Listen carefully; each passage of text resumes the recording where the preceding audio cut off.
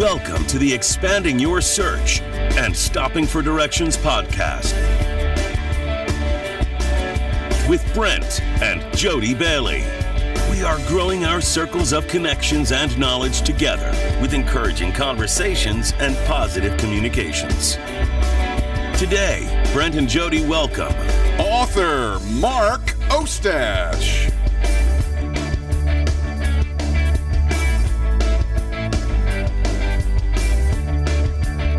And now, Brent and Jody Bailey. Hey, happy Friday, everybody. Welcome to Expanding Your Search and Stopping for Directions. It's Brent Bailey. I hope you're having a great day today. The weekend is here. Can you feel it? It's here. You did it. You made it through another week. Congratulations. We have a fantastic show lined up for you today. We have Mark Ostach, who is a digital wellness coach, and we're going to let you in on what that is in just a little bit. Also, he's got a brand new book that just came out last year entitled The Courage to Connect. So you're in for a real treat today. I can't wait to bring him out and allow you guys to take some stuff in from him today. And first of all, though, let's head over to the booth, and Jody is over there. I am here. I don't have sound on my computer. Oh, you don't. So anyway. No. Hey, we're here again. It's Friday. It is Friday. It's Friday. It's great. It's great. Yes, and it's a lovely day outside.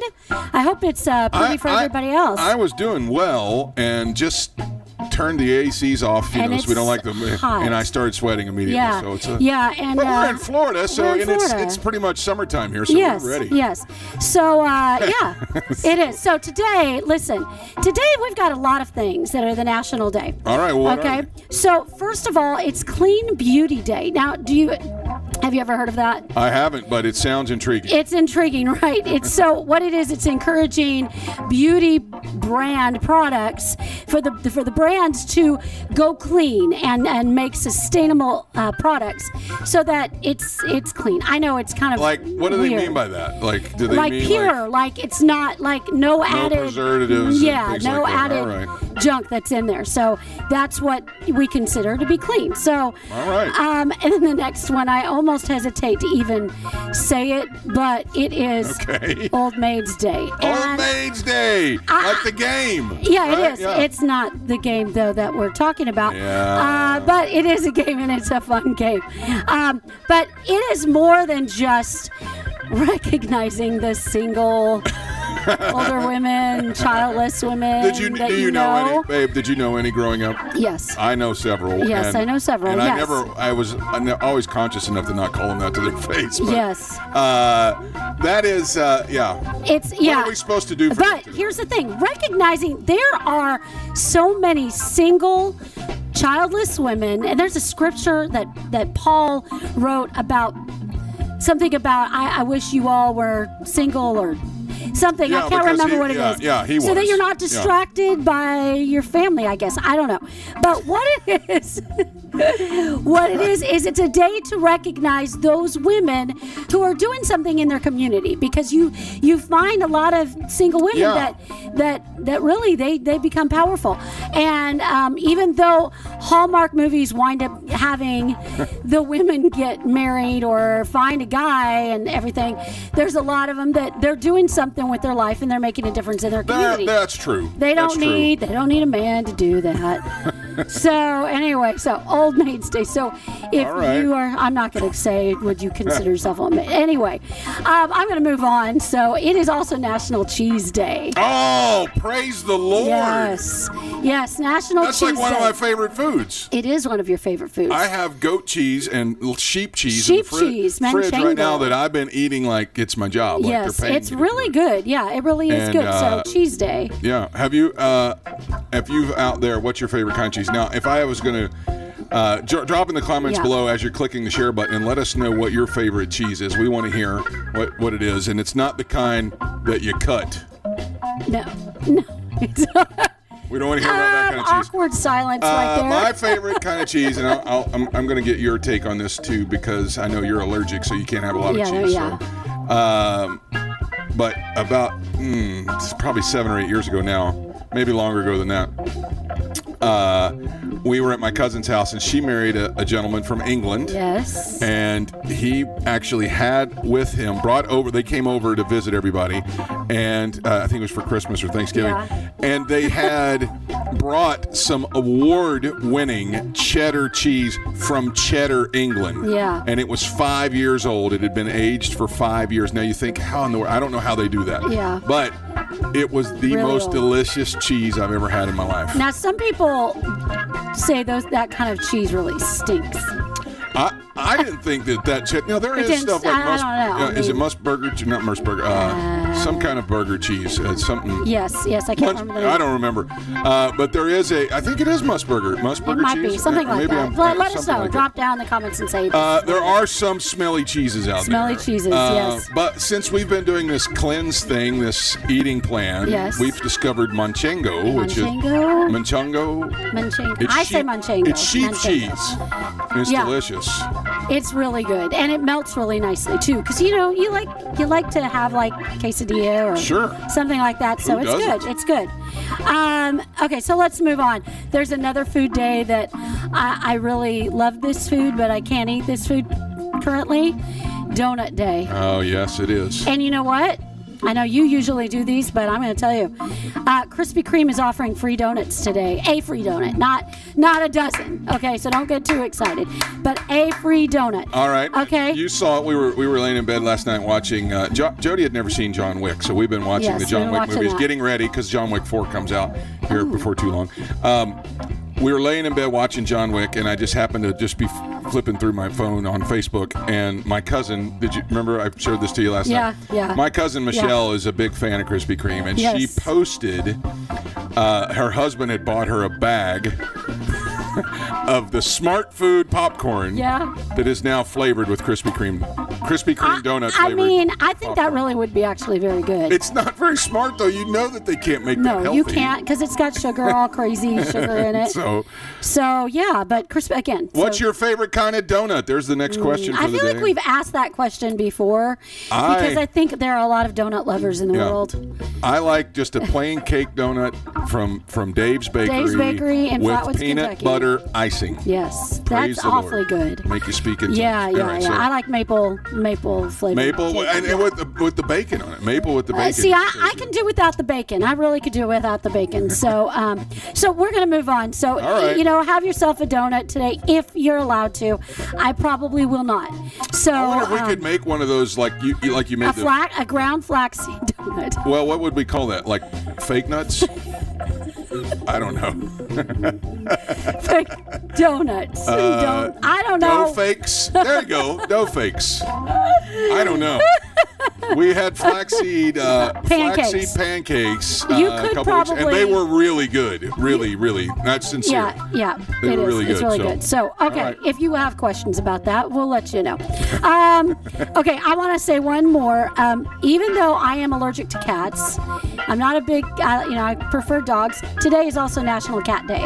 Now, I say that because one of our guests that we have had on the show, Liz Lazarus, posted on Facebook today a picture of her hugging her cat. So, National Hug Your Cat, not just Cat Day, Hug Your Cat Have Day. you seen the video of the guy that him and his wife are going to get in the van? It's been all over the place. I wish we would have thought about this before. We could have done it. But he's going to get in his van. Yeah. And all of a sudden you hear a cat start really and it jumps on the wife. Oh, gee. And he runs around there and he grabs it and he picks it up and he's carrying it off. Oh, yeah. And then he looks at it and he goes, "Oh my gosh, it's a bobcat!" Yeah. And it is really furious at Yeah. him. So he throws it way. It's hilarious. Yeah, it is very funny. He throws it out into the yard and then they both run to get away from it. So Yeah, so those are our I days. personally don't care for cats.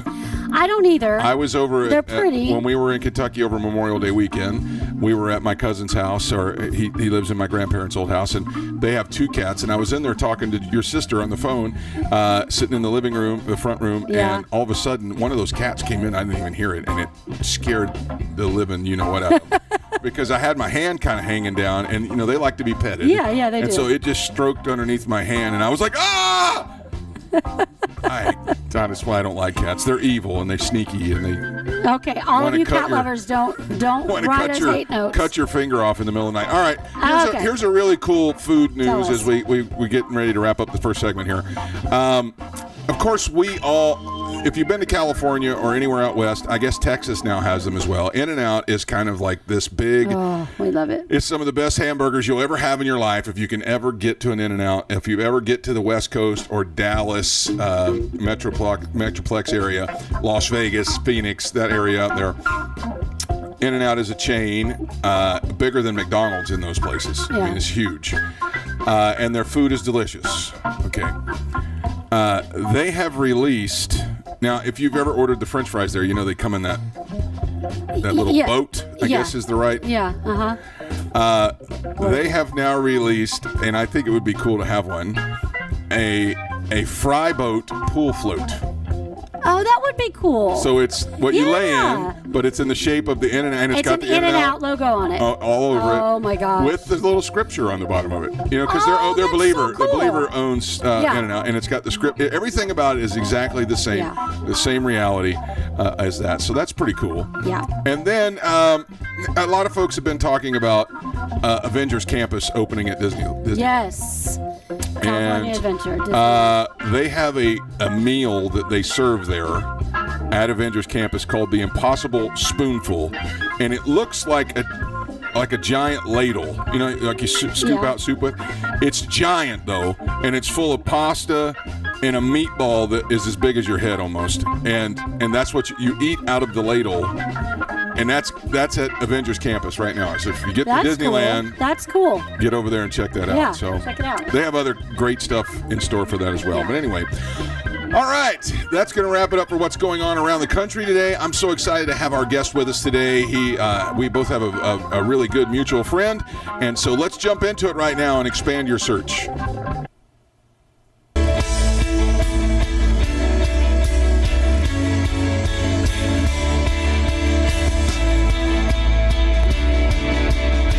My guest today knows what it's like to feel disconnected.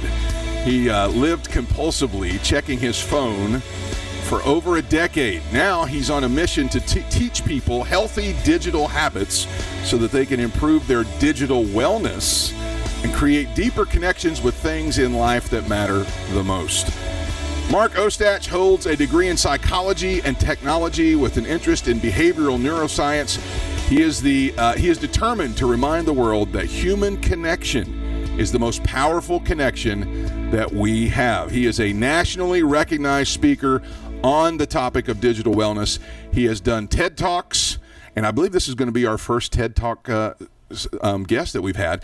He has spoken to tens of thousands of people all over the country, encouraging them to embrace a culture of digital well-being. So, I know many of you are probably watching on your phone right now, but go ahead and check your phone one last time and be ready to be inspired today by our guest, Mark Ostach. Mark, great to have you with us today. Brent, I love it. I love being here. I loved hearing about all the national cheese and hot dog and donut days. Awesome to be here. Which one's your favorite? Which one's your favorite? Like your wife, cheese doesn't sit well with me. And when I married my wife, she got me stopping drinking beer, eating donuts, and eating less meat. So I'm about 25 pounds less than what I was 10 years ago. Awesome. Congratulations. That's awesome. Before we get into the book and what you're talking about today, this is our first chance to meet. I know that we've got a mutual friend, Dave Martin, connected us, and Dave speaks very highly of you. And from what I've found out about you online and stuff, I've been really looking forward to having you on. Tell us a little bit about yourself, where you're from, and how'd you get started doing this? Well, thanks so much. Glad to be here. I'm here in Detroit, Michigan. I'm a father and a husband first. I've got two beautiful kids. Here's a little picture of my son, Joby, who's 6, and my daughter, Mila, who's four and a half. They are what keeps mom and dad on their toes. But in this kind of era of learning, living, and leading virtually or in a hybrid setting, it's given me the good opportunity to share the experiences that God's given me, both in psychology and technology, and kind of merge these two to begin discussing the psychology of technology. And as many of us in our windy career paths, after 15 years of spending time in kind of HR and consulting, I was laid off, and I thought, hey, this is a perfect time to go full-fledged into speaking and writing. So 2 years ago, I did just that. And the good Lord has been providing with opportunities to infuse energy and relevancy into this crazy world that we've been living in the last 18 months on ways that we can maintain and create human connection virtually and in our communities.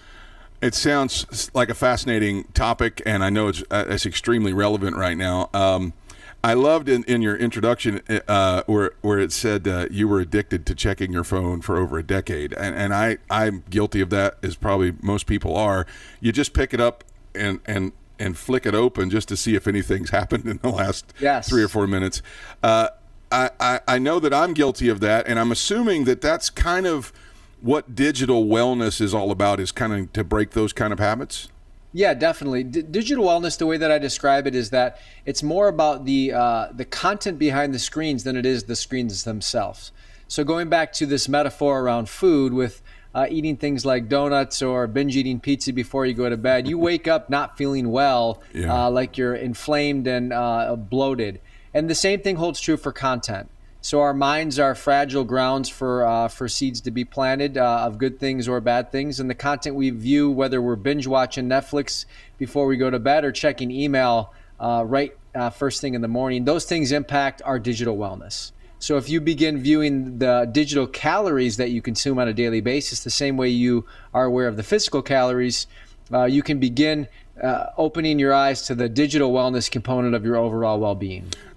Talk a little bit about what digital calories are. What is that? How do we monitor that, or how do we even know what that is? Yeah, as my phone's ringing right here, I thought I silenced it. But here's the thing: our digital life isn't going away. In fact, it's only going to increase. So the work that I'm doing is not intended to make you feel guilty about your current digital habits, and it's in fact just about raising the conversation about realizing that our digital lifestyle and the content behind our screens are impacting the way we think, feel, and interact. So if you look at smoking in the 30s and 40s, everybody was smoking on airplanes and hospitals. Babies were on advertisements recommending which brand of Marlboro cigarettes for mothers to smoke. And then now you see data that shows that my kid's generation might be the generation that ends smoking, because we know that smoking causes cancer, et cetera, et cetera. So you look at the way we've just adopted the screen life. Everybody's got phones. Advertisements are geared towards a younger and younger audience. And there isn't a lot of education and awareness on, like, what is it required to be a digital citizen, right? Like, you go through sex ed in middle school and high school so that you're mindful of your sexual orientation and how to use that for the greater good of mankind. But you're given this phone at 8 years old and 10 years old, and hey, go have fun, and maybe I'll set a parental passcode on it without knowing how, what's happening on the other end of that screen and how it shapes your thoughts, your behaviors, and even your sense of identity. So let's talk about that. How does it shape our identity? Yeah, so as a lifelong learner and somebody that struggled with depression and anxiety and even having identity crisis, going through my early years as an athlete, my identity was rooted in sports. And then growing up kind of in a household and in an environment where I was reinforced in a positive manner, my identity began evolving into affirmation of others. So, in that people-pleasing mentality, I'm an Enneagram type 2 for those Enneagram profile takers out there. So as a healer or a helper, I've found my identity serving others, and that can be a dangerous struggle to have. So all that's to say is, as a late millennial, I remembered an era without phones. So some of those references were pre-internet. Now you welcome in the internet, and as I promote my business online and as I look at the views and likes and comments from social media posts, I have to caution the amount of value I'm putting into those responses as they shape the success of my career, so to speak. So all that's to say is that finding your identity in things. For me, my identity is in Christ in the way that He defines me through Scripture and through His Word. And it's a daily practice that I have to, make sure that I'm combining my analog life with my digital life. So for me, spending 15 minutes in the morning journaling and reflection and prayer is a core strategy before I hop on my phone and, get on with the day's activities with emails and podcasts and social media posts, etc. So again, it's walking that balance, Brent, on ways that you're seeing when you're kind of feeling digitally bloated, or whether you're engaged in what I call the holy trinity of checking, Facebook, Instagram, Gmail, right? And you're finding yourselves just checking with the thumb, just you're doing that trinity of checking time and time again, and you might do it 15 times in 15 minutes, and you're like, for what? Yeah. Get up, get outside, get some movement going, go talk to your spouse, pick up the phone, call a friend, do some push-ups, whatever you got to do. Oftentimes we're just, sucked into the vortex of whatever's on the other end of the screen. Yeah. I know that I'm as guilty as everybody on this, but I was working one time, and I picked up my phone while we were in a meeting and looked at it, did the unlock passcode, and then literally 30 seconds later just did it again. And right. The guy that I was working with, he said, "What are you doing?" I said, I don't really know. It's like an addiction process. So let's shift gears a little bit and talk about the book. You got a book that came out in the middle of last year called Courage to Connect. Great title. Tell us a little bit about it. Sure. Thanks for asking. Courage to Connect is literally a book of stories that are intended to inspire meaningful connection. And in this kind of dichotomy of our online life and our offline life, it was my intention for the reader to be inspired by different stories that model connection. And then at the end of each story, you get a call to action to say, how would you apply what you've just learned to both your online or offline life? So as an example, I share a story about my father and I. We attended a Kenny G concert in Detroit, Michigan. It was an incredible show. We got to meet Kenny G. Wow. You wouldn't even believe it if I shared the full story. But in the process of the story, at the end, it asks the reader, how would you use music to connect with somebody online? So whether you share, your high school song, or whether you share a worship song that moved you that morning that you're then now looking to share online to create a positive momentum in that connection. Or offline, if you, pick up the phone and say, hey, listen, I'm going to leave my best buddy a singing voicemail, because I know when he gets it, it's going to make his day. So kind of using stories that create meaningful connection, and then asking the reader and inviting them to apply those principles online and offline. Wow. Is there maybe, I know you just talked about the Kenny G show, but is there a smaller, quicker story that you could, maybe share with us real quick? One that stands out that. Am I able to share my screen?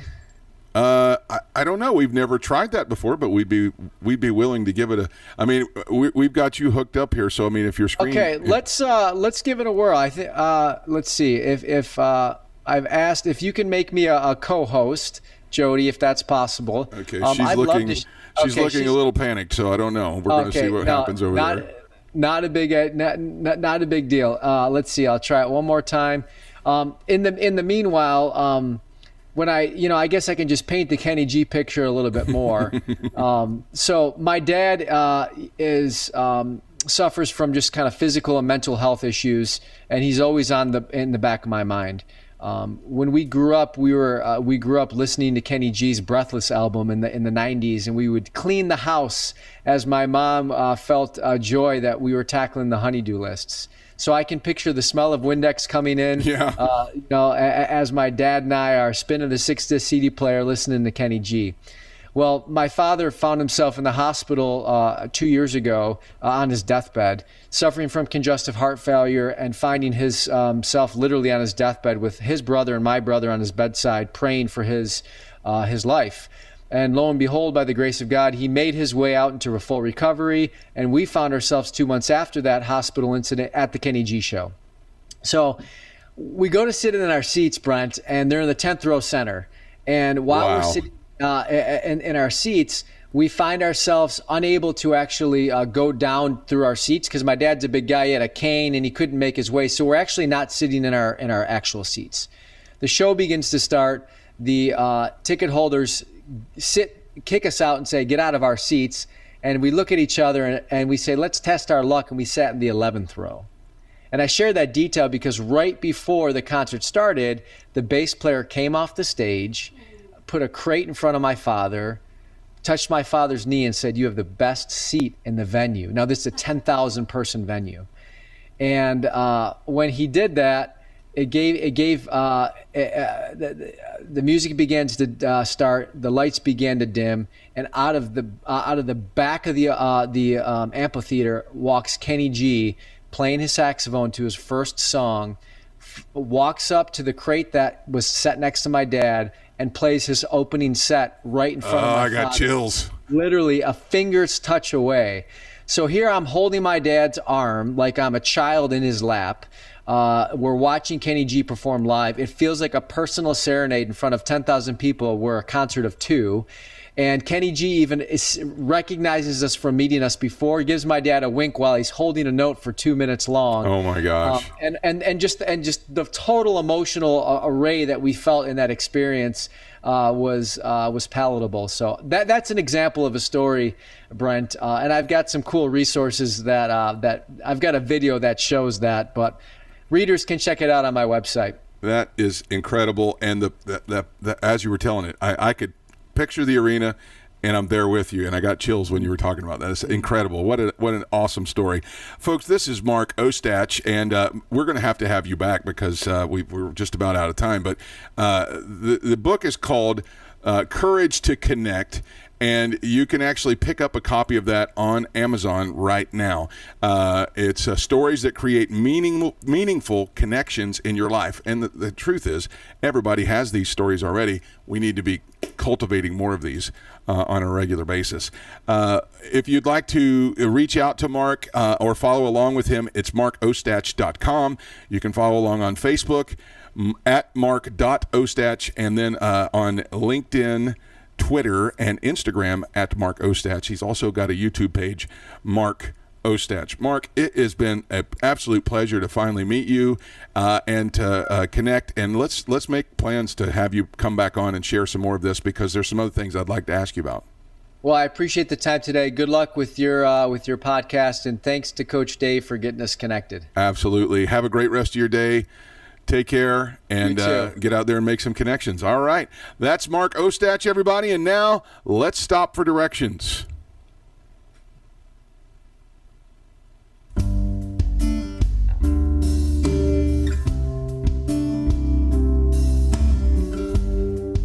God himself uses the phrase in Genesis chapter 2, verse 18, "It is not good for man to be alone. I will make him a companion for him who corresponds to him." That's out of the English Standard Version. This is the period in creation when Adam was hanging out with God in person. He was doing this on a regular basis. He actually had God put his hands on him and breathed life into him. They have a connection that we all wish we had with God. And God makes this huge statement at this point by telling the rest of us that we need other human beings in our life. And that brings us to what Mark was talking about today. Technology was never meant to substitute human connection. If anything, it was meant to enhance and further human connection. But we have a generation of people who are completely up on everyone's life because of technology, but they're spending less and less time together. We can watch church from the beach. We can appear at a child's birthday without driving cross town to get there. Jerry Seinfeld once said, "It's hilarious how many people call someone with the intention of leaving a message. They have no idea how to act when a real person picks up. Their response is usually, I was just going to leave a message." The original intention from God himself at the moment of creation was to interact, to learn about, and to know somebody. You can't get that from a tweet, a text, or even an email. When you do, you create the world that you think is happening, instead of making a real effort to understand the people that are in your life. Allow the world that you, with your friends, your family, to be created together instead of substituting a sterile, cold version of reality. And all that, it was because you decided that it was good for you to be alone. That's going to wrap it up for the show today. My thanks so much to Mark Ostach for coming and spending some time with us today. Check out his new book, The Courage to Connect, available now on Amazon. Thanks to my lovely wife, Jody, sitting over there at the tech booth, making all of this possible until next season.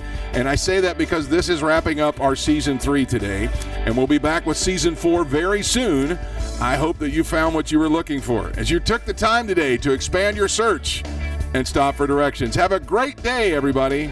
Thanks for joining us today. Connect with us on @ExpandingYourSearch on Facebook and Instagram and @ExpandingSearch on Twitter. Relive any of our episodes on YouTube. We are available wherever podcasts are found, including Spotify, iHeartRadio, Apple Podcasts, and Google Podcasts. You can also download the Direction Ministries app on iOS, Android, Apple TV, Roku, and Amazon Fire. Take some time today to expand your search and stop for directions.